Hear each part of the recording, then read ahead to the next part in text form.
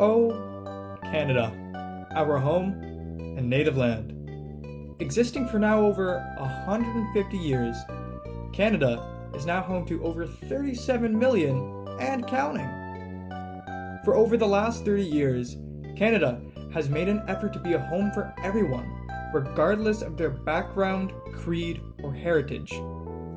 Many places are built now to accommodate the many religions that are practiced all across Canada now, such as mosques, synagogues, or Sikh and Hindu temples. Many cultures are also supported across Canada, which gives way to little communities such as Little Greece, Little Italy, or Chinatown, just to name a few. Our own Vancouver Island is even home to Canada's oldest Chinatown. For most of us born within the last 20-something odd years, Canada has always been a place for belonging, though throughout a lot of Canadian history, a surprising amount, Canada has not always shared its geography with all.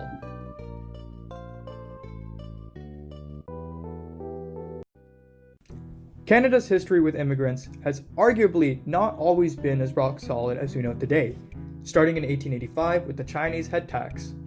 During the construction of the Canadian Pacific Railway, many Chinese workers migrated temporarily to Canada to find work. The Canadian government charged upwards of $500 per person just to enter Canada alone. For comparison, $100 in 1885 is equivalent to $2,684 today. This head tax was placed in effect for 38 years, finally coming to a close in 1923. Many migrants who traveled far from their families couldn't even leave Canada in some cases. Another instance of immigrant segregation would be during the Second World War, where Canada refused the entry of thousands of Jewish refugees, sending 3/4 of them back to Nazi-occupied Europe. Canada at this time grew weary of the Japanese as well, and elected to throw any Japanese Canadians into internment camps under suspicion of conspiring against the country or being alleged spies for the Japanese. Canada, as we know, is relatively open to immigration today. Immigration plays a key strategic role in securing a proper foundation for Canada, though there isn't to say that there isn't any tension or uncertainty as well. Most of the issues that are of thought is largely surrounded by ethno-cultural organizations. Despite the fact that Canada is heavily reliant on immigrants within the economy, labor shortages, and aging populations, immigrants are still treated with suspicion. Ethnic groups are often criticized or ostracized for threatening national unity, diluting Canadian identity, and promoting ghettoization and separatism, while in reality, immigrants are simply wanting to find a place to belong and call home. Much of Canadian history is muddled by acts of racism, though there isn't to say that there hasn't been any progress made in making Canada a place for everyone. In fact, Canada was the first country to formulate an official policy for multiculturalism and give it full legal authority. Multiculturalism was formalized in 1971 by the Liberal Government of Canada in response to the report of the Royal Commission on Bilingualism and Biculturalism in the mid-1960s, and the Official Language Act of 1969, which granted equal status for both French and English as the official languages of the Parliament and Government of Canada. The main goal of the multicultural policy was to 1. Assist cultural groups with their cultural development, 2. Help members of cultural groups to overcome cultural barriers to participate fully in Canadian society, and 3. Promote creative encounters and interchange among all cultural groups in the interest of national unity, and 4. Help immigrants acquire at least one of Canada's official languages. So, what does it mean to be an immigrant in Canada today?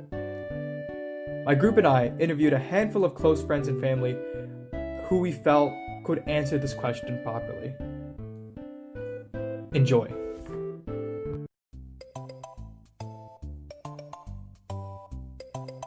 Wait, can you say that again? Okay.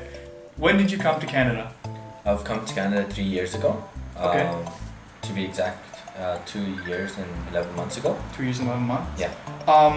Who did you come with and who did you leave behind when moving to Canada? I've come with my twin brother, a fraternal twin. Okay. We've both come here for school, and I left behind my parents and one sister. Okay. Yeah. What was the most difficult thing about leaving? I would say the most difficult part of leaving back home would be going into the unknown and going into a whole new society. I've never been to Canada before that, so I didn't have any sort of mental map of what it could be like. I didn't have any connections here whatsoever. I just came into Vancouver, all new, just knew my brother and Google Maps to navigate. Google Maps. Yeah, You just can't go wrong. Yeah. Manny, in your time living in Canada, have you experienced any hardships regarding your color or race? Didn't experience that many. Mm-hmm. I think it's because I lived in Burnaby, Vancouver, my whole life. My whole time here for the past 3 years. Yep. Sometimes I do notice some racism. Usually it's covert or kind of. It's usually not passive, super. Yeah, it's very passive. Canada has more opportunities for a very diverse field of professions and artistic talents, as opposed to other countries that are not excelling in the same fields. Where I come from, for example, I dedicated a lot of time to my academics in a Western-based school, and I dedicated a lot of time to my athletics in mixed martial arts. Back home, I don't have the same high level of mixed martial artists around me. The gyms are not on the same level as they are here. So my opportunities in that specific athletic field are limited to how high level are the people there and what can I accomplish there based on that lower field or lower expertise by those peers, as opposed to here where you have very, very high level mixed martial artists with their own gym and their own experience, and you also have promotions, like multiple different fight promotions compared to just one fighting promotion back home. So that provides the opportunity for more fighters or more athletically developed people to compete and showcase their talents in a field that's it's emerging but almost non-existent 10 years ago, currently emerging but not as high level as here. So that's what I meant by opportunity, and using an example of my own life. Okay. Hi.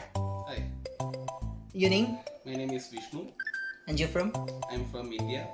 How long have you been in here for? So I have been here for last 3 years. So I came as an international student. I completed my studies from Commerce College. What was the most difficult part of leaving your country? Especially leaving my family. So it's been so hard for me to leave my family.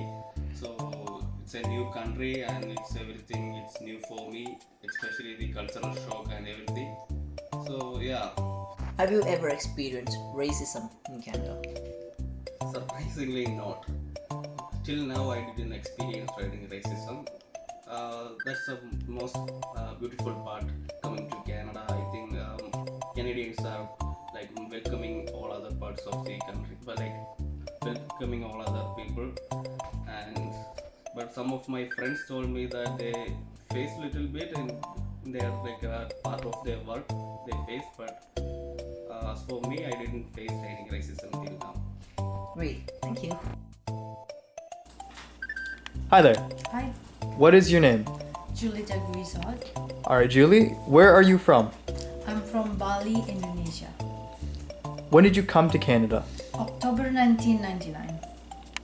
How have you settled in?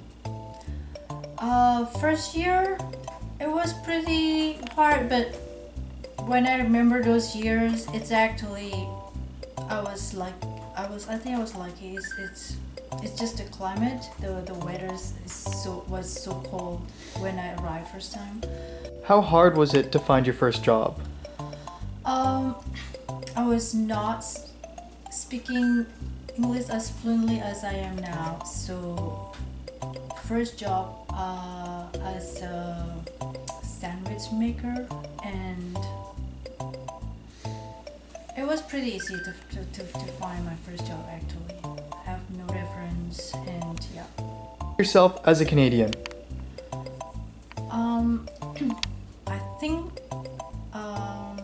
I think like a Canadian, but I'm not Canadian in paper. Like On paper? On paper, yeah. Okay. When coming to Canada, what opportunities were you presented? I think I met a lot of people from all over the world with different cultures, and I get to know their cultures and their food, their traditions, and I think that's one of the best thing about Canada, that actually you will get to see so many different cultures and people from all over the world. Alright. Hi there. What is your name? I'm Jonathan Michaels. Where are you from? Originally, New York City. How did you end up in Canada? Well, short story, I was traveling around the world and met a tall, blonde farmer's daughter from rural Saskatchewan. She got pregnant, and the next thing you know, I was moving to small town Saskatchewan. So, this is where I lived, in New York City, Brooklyn, New York. And let me just zoom out a little bit. There we go. Oh, it's a lot of people. Yep, there we go. That's a big city. And here is where I ended up.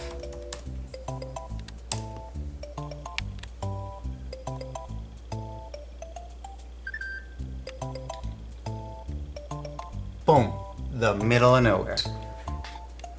Zoom out. Oh yeah, still no people. Yeah, nope, still no people. Was that a big cultural shift for you? Yeah, I went from one of the biggest cities in the world to a town of 153 people. When I had arrived, they had never seen a Jew in person before, and they were literally checking for horns. After all these years, do you identify as a Canadian?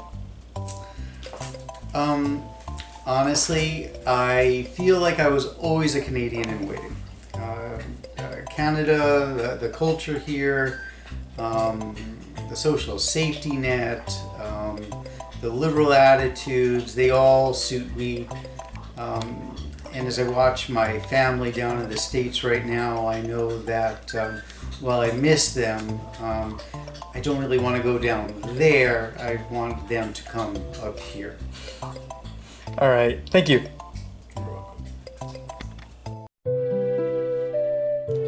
Much progress can still be made to integrate immigrants into Canadian society, though that isn't to say that Canada hasn't been trying.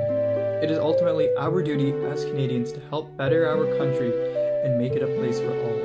With every misstep that we may take, we learn and we improve ourselves and our great country.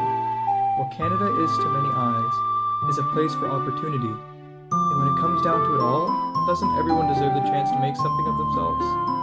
In the end, what we have found here is that most immigrants that have moved to Canada has had a chance to start anew and build themselves with opportunities around them at every corner, whether that be getting an education, finding a larger community of where they can belong, or making a career for themselves. Today, Canada is among one of the highest regarded countries to live in and operate in. While its population, military, or wealth might be dwarfed in comparison to other countries, Canada still strives to be a place for all.